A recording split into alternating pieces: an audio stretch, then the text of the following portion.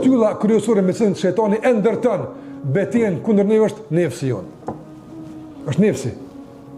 Qase nefsi në vëzër është i krijuar, domethënë është i krijuar me ndjelet. Nuk ka aftësi vendimmarrjes. Epshi. S'ka aftësi vendimmarrjes. Knatësia më e vogël e josh e manipulon. Si fëmiu është. Fëmiu me një çokoladë e bën për vetëm. Edhe epshi. Me një çokoladë e bën për vetëm. E shet me iman, e shet me mendelesia është kjo. Nga mendelesia e nefsit është se e shet përjetshme për të përkohshme. A ka më mendelesi se kaq? Ç'ka mendelesia? Andaj më që është mendelet, shejtani godet në mendelecin e nefsit për të dominuar neve nga brendia jonë. Nga çfarë kuptimi? Edhe nga kuptimi i depërtimit, edhe nga kuptimi i dominimit. A kuptuat? Ç'është nga kuptimi i depërtimit? Shejtani nuk e din pikat e dobta që i kemi ne. Ne jemi një kështjell i fortifikuar. Allahu xhallahu ala ka krijuar një të fortifikuar. Shejtani në esencë nuk ka qasje tek njeri. Është i mbyllur hermetikisht. Kush e hap portën e depërtimit? Nefsi. I tregon likësit, dobësit. Ai tregohet i dobët. Shejtani e nuhat, e ka Allah këtë aftësi, e pastaj në bazë të nuhatjes, nefsi tregon gatishmëri për bashkëpunim, nga se joshja e tij është atraktive për nefsin. Tha mendësia e kamuflimit, e fshesë pas përkatësive. Këtu lojna si kupton nefsi. Na ato mendësi që na fol për kënd, për zemrën, jo për nefsin. Nefsi si kupton këtë dersa.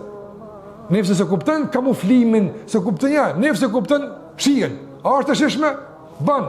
Po është mjalt ta më ka helm. Nefsi se kupton helmin, nefsi kupton kënd mjaltën. Ndërsa zemra kupton kënd, zemra kupton helmin përkundër mjaltës. Dallimi mes nefsit edhe zemrës. Andaj shejtani nuk godet zemrën. Jo se edhe se zemra e demaskon. Ama shejtani godet në nefsin, i cili fuqizohet dhe pastaj me kurthet e shejtanit e dominon njeriu. Andaj nefsi është shtylla e rëndësishme. Për arsye pejgamberi alayhi salatu wasallam ka kërkuar mbrojtje nga Allahu që ta ruan wa min shururi anfusina, o Allah na ruaj nga sherri i vetëve tona, nuk ka sherr. E kush përfaqet sherrin e nefsit në bashkëpunim dhe lojalitet ndaj shejtanit. Dhe jo rastësisht Allahu xhallahu ala për shembull në 19 betimin surën Shams, wa shamsi wa duhaha wal qamari idha tala maran për çka? Për një realitet. Qad aflaha man zakkaha. Kush e ka pështuar nga këto kthetra, ka pështuar. Ç'kë? Me ditë këbetime, për shkak se është i rëndësishëm. E ka pyet Yahya ibn Muadh, i kanë thonë, a mund ta krahasojmë rrezikun e nefsit me lonin? A parafrona pak sa është i rrezikshëm nefsi, s'e kuptojmë. A mund ta kuptojmë për shembull se është si loni?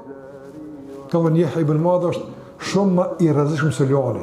Se kon loni e burgos në kafaz rahatje, pastaj mund të luash me të si të duash, nga sa është i prangosur, nga sa ka nefsi nuk ka kafaz e prangosur. Gjithmonë të kafshon, është i rrezikshëm. Këta kërkon kujdes vazhdueshëm. Prandaj nefsin duhet me rujt. Mirë po, nefsi nuk është armik i patjetërsueshëm, nuk është si shejtani. E thash në fillim, është armik i manipuluar, që ndryshon. Për këtë arsye të ndryshe, nëse zemra është e fuqishme dhe dominon me pushtetin e saj mbi trupin e njerit, e fut në pushtetin e saj edhe nefsin. Pastaj nefsi punon për interesat e zemrës, jo për interesat e shejtanit. Nëse zemra është e dobët, nuk është joshës e mjaftueshëm, nuk ka dominim mbi nefsin, nefsi krijon lojalitet dhe aleancë me shejtanin.